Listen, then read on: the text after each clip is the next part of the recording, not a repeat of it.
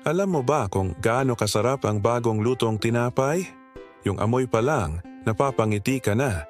Pero may mas espesyal pa, ang tinapay na galing mismo sa langit.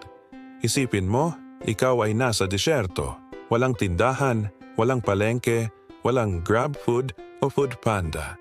Pero may delivery service ang Diyos, araw-araw, hindi sobra, hindi kulang. Tama lang para sa iyong pangangailangan. Ganito ang nangyari sa mga Israelita. Araw-araw, binibigyan sila ng Diyos ng manna, tinapay mula sa langit. Pero ano ang kanilang ginawa? Nagreklamo. Naku, manna na naman. Gusto namin ng karne. Miss na namin ang sibuyas at bawang sa Ehipto. Ang nakakatawa, hindi nila alam na ang kinakain nila ay angel's food. Oo, tama ang narinig mo, pagkain ng mga anghel. Sabi nga sa Psalms 78:24 and 25, "And had rained down manna upon them to eat, and had given them of the corn of heaven." Man did eat angels' food, he sent them meat to the full. Napaka-exclusive na tao ang mga nakakain nito, pero tinanggihan nila. Pero bago tayo manghusga, tingnan muna natin ang ating sarili.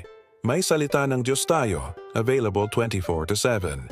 May Bible apps, may online preaching, may devotionals. Ito ang espiritual nating mana. Pero ano ang mas pinipili natin? Ang sibuyas at bawang ng social media, ang techismis, ang walang katapusang scroll sa TikTok. Alam mo, hindi lahat ng pagkain ay tunay na nakakabusog. May pagkain para sa tiyan, pero may pagkain din para sa kaluluwa. Hindi mabubusog ang iyong kaluluwa sa likes sa Facebook, sa views sa YouTube, o sa pera sa bangko. May mas malalim na gutom na tanging si Kristo lang ang makapapawi. Kaya nga sinabi ni Jesus, "Ako ang tinapay ng buhay. Ang lumalapit sa akin ay hindi magugutom kailanman." Simple lang ang alok niya, buhay na walang hanggan.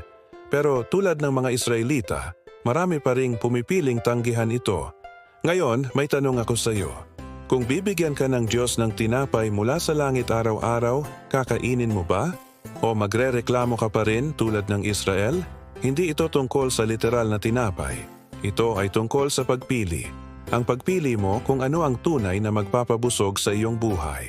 Salamat sa oras mo. Kung na-bless ka sa mensaheng ito, i-like at i-share mo na lang. At kung gusto mo pang marinig ang iba pang salita ng buhay, mag-subscribe ka na sa channel na ito. Hanggang sa muli, tandaan mo, may tinapay ng buhay na naghihintay sa iyo araw-araw.